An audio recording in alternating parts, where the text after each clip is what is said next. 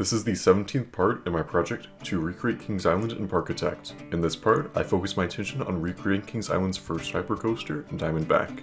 Diamondback opened at Kings Island on April 18th, 2009, as the tallest and fastest roller coaster at Kings Island. It stands at 230 feet tall with a drop of 215 feet, has a top speed of 80 miles per hour, and has a track length of 5,282 feet. This is one of my personal favorite roller coasters at Kings Island, and it was a lot of fun to recreate this. If you haven't ridden this before, I highly recommend it.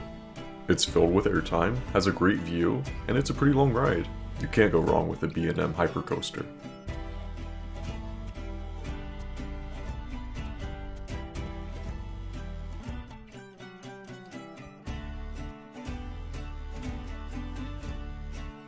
Right here, I move the station of the ride to the right a little bit, so the first drop doesn't intersect with any paths.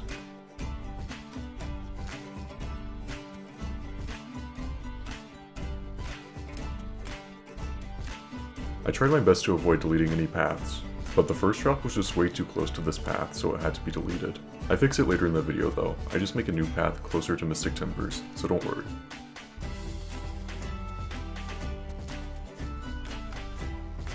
Now, due to the way that the coaster builder in Parkitect works, I'm not able to get the angle of this ride 100% correct. In Parkitect, you can only build using 45 and 90 degree angles. Compared to the building surrounding it, Diamondback's layout is closer to a 5 degree or a 10 degree angle.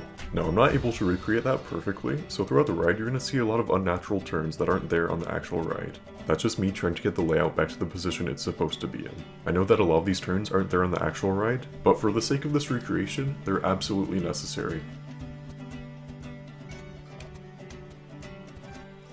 Now, in real life, Diamondback is getting a repaint this season. The new colors are a darker red and brown supports. These are the colors that I'm using in my recreation. So if you're a little confused why it doesn't look like its real life counterpart, that's why. Diamondback will look like this very soon in real life as well.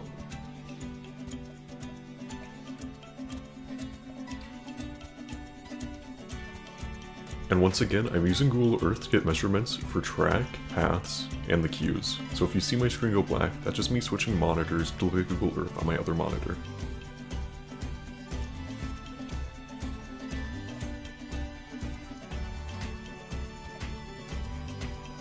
Right here, I'm recreating the ride's turnaround. At first, I made it turn in the wrong direction, but I quickly fixed that.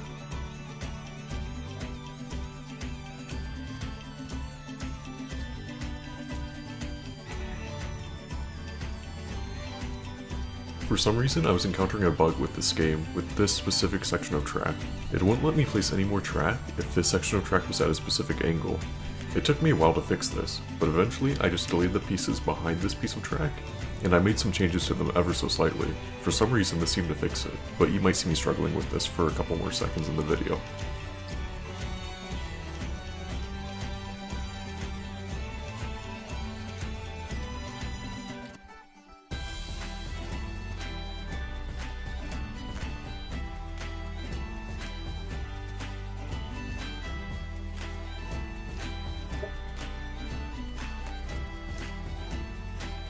Right here, I'm recreating the ride's mid-course brake section. This section of track just serves as safety brakes. If the train ahead isn't in the brake run yet, these brakes will stop the train from advancing. And like I said earlier, I'm not able to get the angles perfect, so this S-bend right here is just me trying to get the track to the position I want it at. This part of the ride in real life doesn't have an S-bend, but this is just me trying to correct the angle of the ride.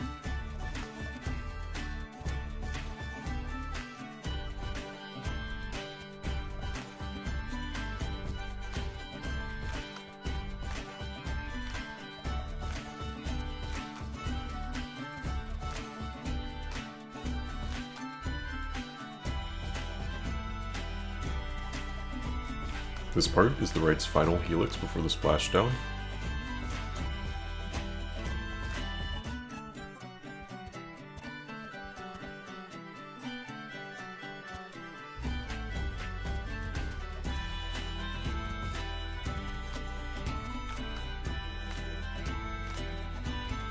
And right here, I'm recreating Diamondback's signature splashdown at the end of the ride. This is a beautiful element and very photogenic. I'm sure you've seen pictures of this before. Now Diamondback's queue, station, and the end of the ride are kind of located in a valley, so I had to do a lot of work on the terrain to get this looking right.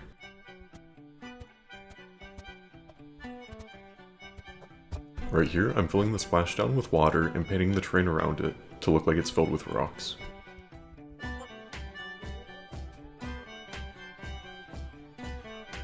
And now that the ride itself is done, it's time for work on the queue, exit, and station building.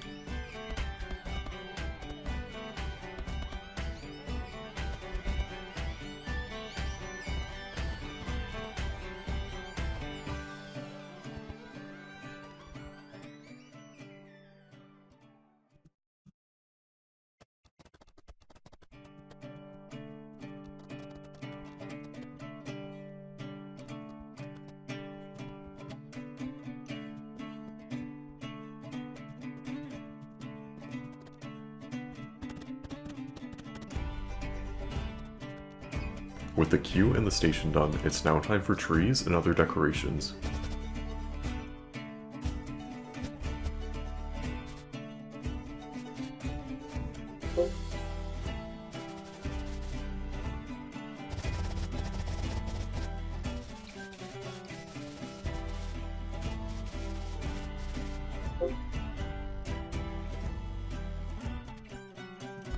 Right here, I'm building the path that I destroyed earlier in the video. I think I like the previous version better. The shaping isn't as good on this one, but at least it doesn't interfere with Diamondback.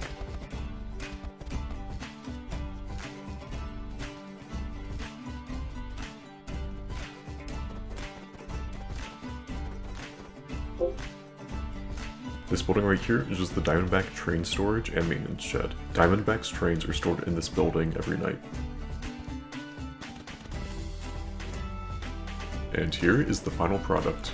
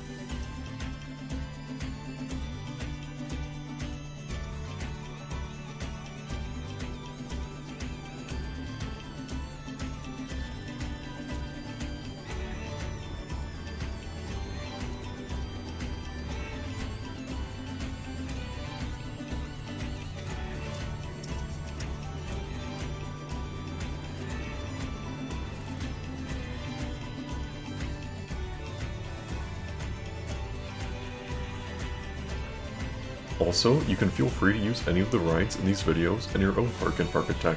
There's a link to my page on the Steam Workshop in the description of this video, and all of these rides are available for download. If you'd like to watch more parts of this project, there's a link to the playlist in the description of this video.